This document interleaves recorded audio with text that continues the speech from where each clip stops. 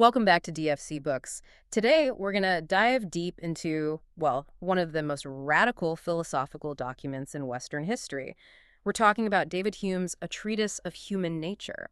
And we're specifically tackling his really revolutionary material in books 2 and 3 on passions and morals. And our mission today is to kind of give you a roadmap through this incredibly complex text. We're structuring this like a narrative. So who are the main characters? What are their surprising limitations? And what are the most critical, you could say, chapter events that just fundamentally redefined how we see human motivation and ethics?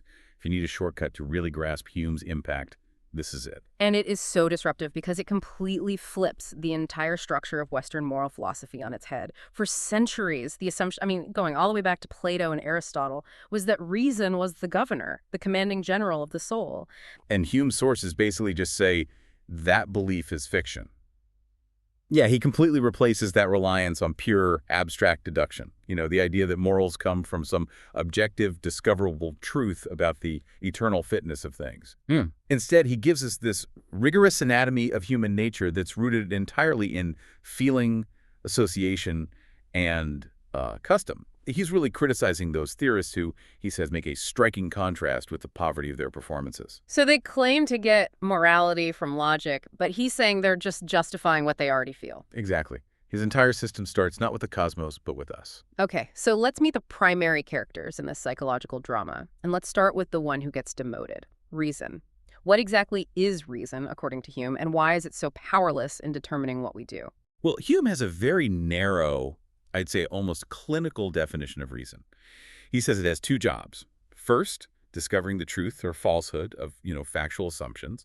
And second, identifying the relations of ideas, essentially calculation according to definite rules. Yeah. So, reason can figure out the means to an end. It can calculate the safest route to Paris, but that's all. It's the ultimate GPS, but it has absolutely no opinion on whether you should go to Paris in the first place. It can't determine what you ought to desire. Exactly. It operates entirely on given premises. And this brings us to, I think, the single most important event in Book 2, Part 3. This is Hume's infamous conclusion about reason's actual role in guiding our decisions. This is the quote that basically created modern moral philosophy and really shocked the rationalists, the idea that the rational mind is just utterly subordinate. The quote is, "Reason is and ought only to be the slave of the passions and can never pretend to any other office than to serve and obey them." Wow. Okay, so if reason is merely a slave and passions are the masters, how can we even talk about a passion being unreasonable? We use that language every day, a person acting irrationally. We do, but Hume argues we're speaking not strictly and philosophically when we say that. He says there's no real combat between passion and reason. Think about what a passion is. It's an original existence, an original fact and reality, complete in itself. A passion, like, the immediate feeling of anger or hunger, it's not trying to be a copy of anything else. It just is. So it can't be contradictory to truth or falsehood. So the passion itself can't be logically false, but the judgment surrounding the passion can be. Precisely. The only time you could call a passion irrational, in a figurative sense, is if it's based on a mistaken factual judgment, or if it chooses means that are insufficient for its own ends. For example, if I desire ice cream, that's the passion, but I judge that rock over there to be ice cream. Well, my pursuit is irrational. But that's a mistake of fact, not a moral failing. Exactly. It's just a cognitive mistake that reason, the calculator, should have prevented. That distinction, that we are judged for the consistency of our character, not the accuracy of our calculation, is a huge relief, honestly. It is. Now, let's look at the drivers themselves. Hume distinguishes between two types of passions. First, we have the violent passions. These are sensible emotions that cause, disorder in the soul, a momentary gust of fear, or, say, overwhelming lust.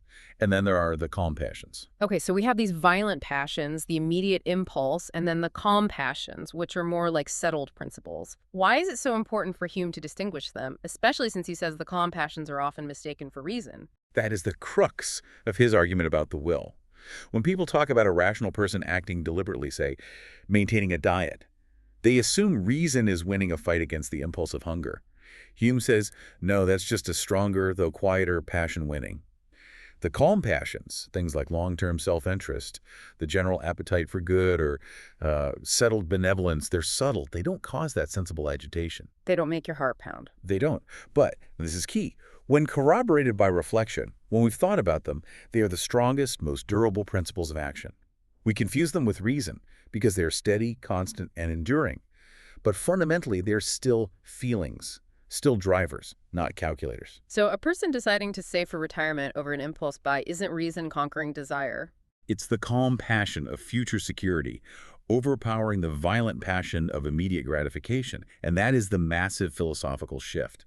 So, if reason is just a calculating slave, and our individual passions are just these arbitrary facts, Hume really needed a mechanism, something to connect our isolated emotional internal world to the shared objective world of morality and society. And this crucial connector is sympathy, which is, I think, maybe his single most important contribution to moral theory. Okay, so how does this mechanism actually work in the mind? It's much more technical than just feeling sorry for someone, right? It's like a literal conversion. It is a conversion process. Sympathy is the engine that transforms an idea of another person's feeling into an actual impression of that very passion in ourselves. We see the external signs of their feeling, a distressed look, a trembling voice, and that gives us the idea of their sorrow or fear.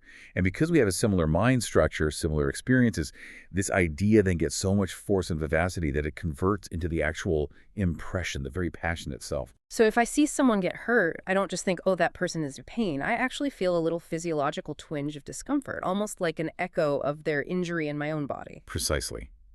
That's why he says we can feel sickness and pain from the mere force of imagination. Hmm. And this conversion is only possible because, as he puts it, nature has preserved a great resemblance among all human creatures. Hmm.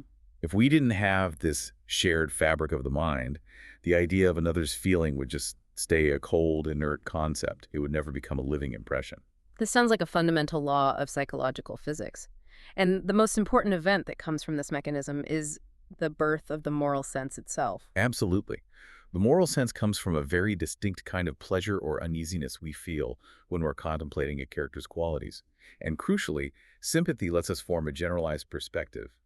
This feeling only counts as moral when that character is considered in general, without reference to our particular interest. So I have to be able to step back from whether this person's actions benefit or harm me personally. Exactly. My immediate self-interest might get mixed up with my moral judgment, but the sentiments are distinct. True moral judgment uses sympathy to put us in the place of the, let's say, the generalized community. It allows us to participate in the public good or ill caused by someone's traits, even if we are not the direct beneficiary or victim. This ability to adopt a steady and general point of view is what corrects for the bias of our immediate passions. All right, let's move to a practical application of Hume's system. Let's look at how the mind generates those really powerful, complex passions that are directed toward the self. Pride and humility. This is where he explains his famous principle of the double relation of impressions and ideas. The double relation principle is. It's Hume's foundational explanation for these complex, self-directed passions. Pride and humility always require a meeting of two distinct psychological relations. First, a relation of idea. An object has to be related to the self. Second, a relation of impression. That object has to independently produce a pleasure for pride or a pain for humility that is separate from the passion itself. Only when those two relations line up do they generate the self-passion. Can you walk us through that with an everyday example? How does the double relation work? Sure, think about vanity or the pride of having beautiful clothes. The sight of the clothes, just on their own, gives an immediate agreeable impression. The pleasure of beauty, that's the first part. And because these clothes are related to myself, that's the idea relation, the mind automatically connects that agreeable impression with the idea of the self. The idea flows from the clothes to me, and the pleasure flows from the clothes to my mind, and that causes the emotion of pride, which is directed at myself. And here is where it gets really interesting because the sources show we don't just take pride in ourselves, we take pride in things that are only, peripherally related to us. Absolutely. The most important event here is how external, non-personal advantages generate these self-passions. We feel pride in our ancestors' wealth or the virtues of our children. The double relation is at work again. There is a relation of ideas, through blood and family, and a separate relation of impression through their shared fortune or quality. The mind just uses these existing connections to transfer the emotional weight to the self. And Hume notes this is why comparison is so crucial to our self-esteem. We judge objects more from comparison than from their real and intrinsic merit. That's a key observation on the deeply social nature of pride.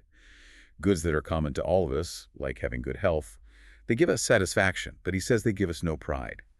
Because they lack singularity, they lack that comparative pleasure. On the other hand, we're often more ashamed of maladies that others can see, like a rash, because the sight and disgust generates a stronger, more immediate negative sympathy from onlookers than a hidden malady, like a headache, that only we feel. Our self-regard is always mediated by the feelings of others. Okay, let's transition to the biggest question in morality: the origin of society itself, and the difference between natural and artificial virtues. Hume sets the stage by arguing man's natural partiality, strong affection for self and close family, almost none for strangers, makes a stable society nearly impossible, especially when you factor in the scarcity of external goods like food or property.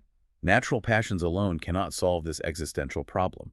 If we only followed our natural, uncultivated benevolence, society would just fail. Therefore, the most important event here is the birth of justice through artifice.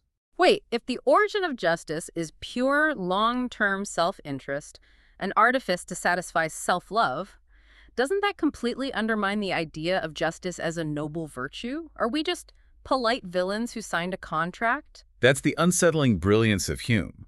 He doesn't say justice isn't valuable. He says its value is derived, not innate.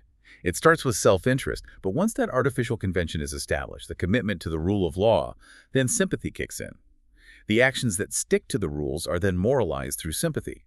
We feel uneasiness when others break the convention because we participate in the public harm that follows. The original motive isn't virtuous, but the subsequent regard for the stability of the convention becomes virtuous. So justice isn't based on some original, natural, altruistic motive. The idea of justice arises after an agreement. That's right. The first virtuous motive that makes an action meritorious can't be the regard to the virtue of that action, because that's just circular reasoning. We restrain our own greed not out of immediate kindness for strangers, but because our self-love is much better satisfied by its restraint than by its liberty in the long run. The interest in preserving society is just better served by this convention than by universal license. Which means property, right, and obligation, these core societal concepts, are completely meaningless fictions before this convention is established. They don't actually exist in nature. They are entirely the offspring of sentiment and convention, not real essential qualities of objects. Property is nothing but those goods whose constant possession is established by the laws of society, that is, by the laws of justice. And the rules that govern this artificial property are themselves, surprisingly, arbitrary. They're often rooted in something as simple as the association of ideas, which is what governs our imagination. Indeed. Hume looks at the rules that establish possession. The most natural way to establish property is just everyone continue to enjoy what he's at present master of. Because present possession creates a strong psychological connection. And when disputes arise, like succession, who owns the offspring of our animals, or whether a small piece of land belongs to the larger estate next to it, the decisions are founded on simple ideas and the workings of the imagination. We usually favor where a small object naturally goes to the bigger one, because the bigger one is more considerable to the mind. The idea that long possession establishes a title is perfect proof of this. We accept it as a foundational truth of law, but Hume would say the passage of time is not anything real in the objects, but is the offspring of the sentiments. It's the psychological effect of duration that creates the conviction of right. It shows that even in the most rational-seeming structures of civil life, sentiment and the subtle workings of the imagination are the ultimate architect. What a rigorous journey into human psychology. So we've seen Hume demolish reason's authority, arguing it can only calculate means, not determine ends. Right, and we establish sympathy as the essential mechanical engine of moral sentiment. And finally, we saw justice revealed as this magnificent, necessary artifice driven by enlightened, long-term self-interest. The enduring takeaway, I think, is that Hume's system insists that moral qualities are those which produce durable pleasure, either to the person who has them or to society. We don't judge a man for a single accidental action. We judge him when that action proves a defect in the consistent, durable principles of his mind, his character. We judge what brings utility or pleasure, and we use sympathy to correct our immediate biased sentiments by comparing them to the general, steady point of view of mankind. Since Hume claims our sense of morals is a principle inherent in the soul, and that sympathy is the chief source of moral distinctions, we have to consider how those feelings handle actions with massive destructive consequences. Exactly. Think about the admiration of military glory. Hume observed that heroism is admired by most people, regarded as the most sublime kind of merit. And yet men of cool reflection know that military glory has caused infinite confusions and disorder in the world. the devastation of provinces, the subversion of empires. Even when we look at the hero who is the author of all this mischief, the contemplation of his grand character is so dazzling it overpowers our pain. So the question for you, the listener, is this. If we continue to admire the qualities that cause immense suffering, is that proof that the pain we get from the negative consequences is simply overpowered by a stronger, more immediate sympathy with the elevated feeling the hero has of himself? And if so, how much power does mere feeling still hold over reflection today?